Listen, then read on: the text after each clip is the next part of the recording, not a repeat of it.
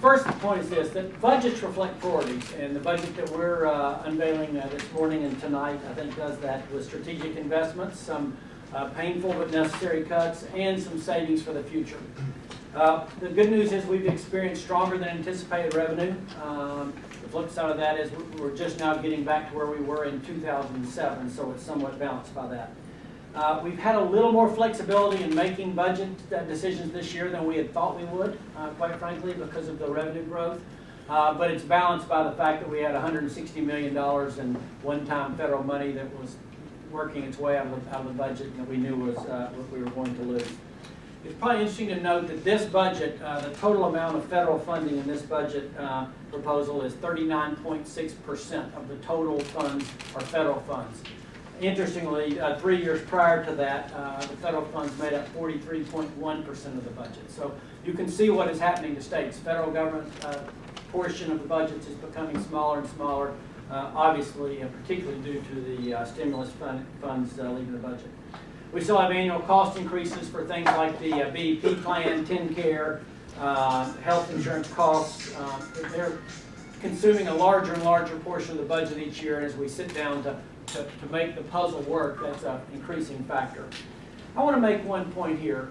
While other states across the country, several of them, have cut K-12 funding over the last several years, Tennessee has not done that. We didn't do that under Governor Bredesen, and we are not doing that. We're continuing to fund the increases in BEP to make that work, and I think that's significant, again, compared to what some other states have done. Funding projects for higher ed capital, I think, are very significant. They've been delayed too long, and we have a serious backlog of needed projects across the state.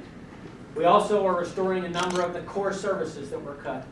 When those cuts were made 2 years ago, a lot of areas were identified, and everybody agreed to the cuts on paper. But in reality, when those play out, I think there are a lot of things, services that we aren't, none of us as Tennesseans want to see go away. We're going to continue to build up the rainy day fund. That rainy day fund came in very handy for this state during difficult times, and I think you're going to continue to see us add to that as the responsible thing to do.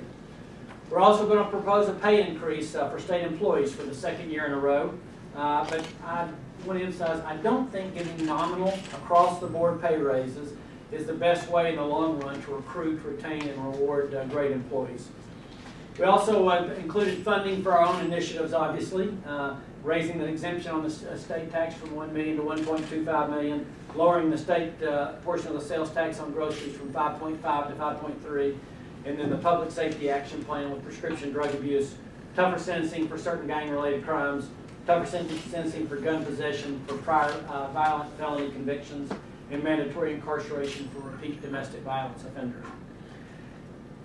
What you're going to hear from me tonight is this. State government's role is to provide the very best service we can at the very lowest price for our citizens. My job as governor is to make sure that we're doing that. We're providing those services in a customer-friendly and effective way. Tonight you'll hear me talk about our administration's visions for our state. Aspiring to be more, believing in better, especially when it comes to how state government serves our citizens and taxpayers, the education of our children, and the health of our economy. So I appreciate you all being here. I look forward to seeing you tonight. I'm going to turn it back over to Commissioner Empey to wind his way to the end on this. Thanks.